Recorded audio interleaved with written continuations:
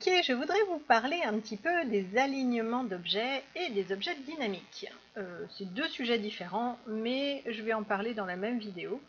Je vais aller, donc j'ai pris une nouvelle image et du coup je vais importer un élément au format AI.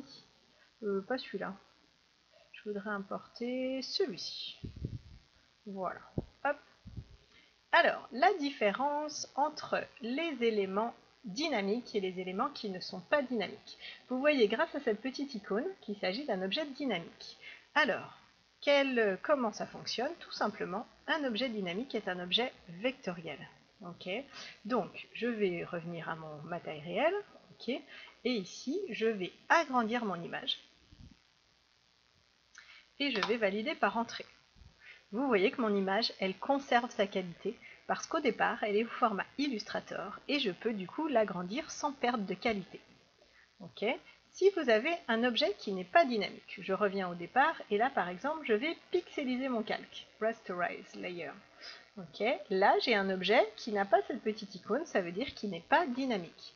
Si j'essaye d'agrandir un objet qui n'est pas dynamique, et ben voilà le résultat. Ok, la différence, elle se situe là. Donc, c'est hyper important d'avoir des objets qui sont dynamiques et si possible de garder toujours les objets au format dynamique, c'est-à-dire au format vectoriel. Sinon, vous n'allez pas pouvoir jouer sur leur taille ou alors seulement les réduire mais ne pas les agrandir.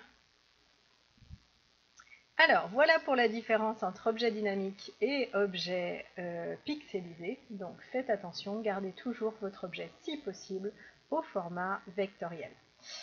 Je voudrais vous parler un petit peu maintenant de l'alignement des éléments. Alors, je vais dupliquer plusieurs fois.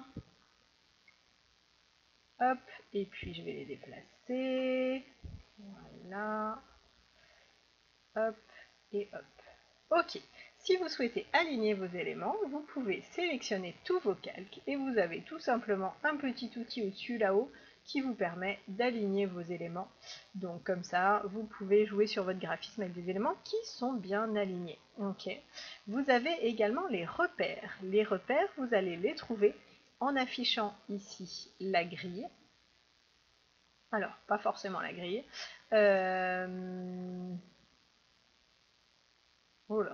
Directement juste les repères.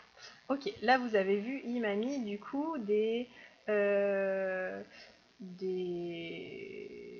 repères ici, et en fait je vais pouvoir attraper avec le clic de la souris un élément et le glisser sur mon graphisme. Je peux faire la même chose de façon horizontale.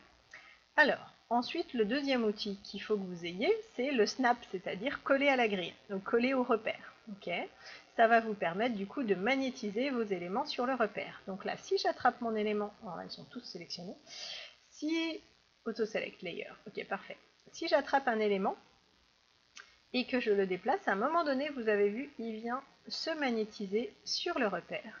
Et comme ça, je vais pouvoir tout simplement les mettre les uns à côté des autres et ils seront tous alignés.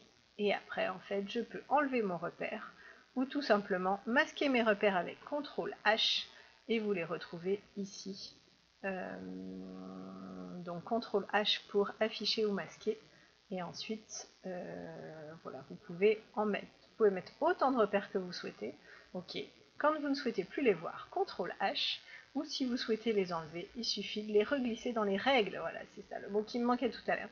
Les règles qui sont en haut et à gauche de votre écran. Une autre information, si vous avez des éléments à différentes tailles. Alors là, on va faire un exemple. Ok. Et que vous souhaitez du coup mettre tous les éléments à la même taille. Vous pouvez utiliser CTRL T et là utiliser les valeurs numériques. Ok. Donc bon, tout à l'heure je suis partie du même élément que j'ai dupliqué. Donc du coup c'était plutôt pratique. Moi ce que j'utilise pas mal ici c'est la taille, non pas en pourcentage mais en pixels. Donc je fais un clic droit et je sélectionne ici pixels. Ok. Je vais toujours faire en sorte du coup que la largeur et la hauteur aillent ensemble, c'est-à-dire qu'ils me conservent les proportions. Et là par exemple je vais mettre mon élément à 100 pixels de large.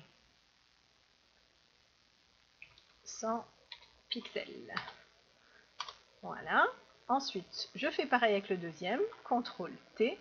Ici, je le mets à 100 pixels en gardant les proportions. Et ainsi de suite pour le troisième. Je garde les proportions toujours. Et pareil pour celui-ci. 100 pixels avec les proportions. Et là, du coup, je suis sûre que mes éléments sont tous les quatre à la même taille. Et je peux après, du coup, les remettre sur ma ligne si je veux les aligner. Voilà pour l'alignement et la taille des éléments.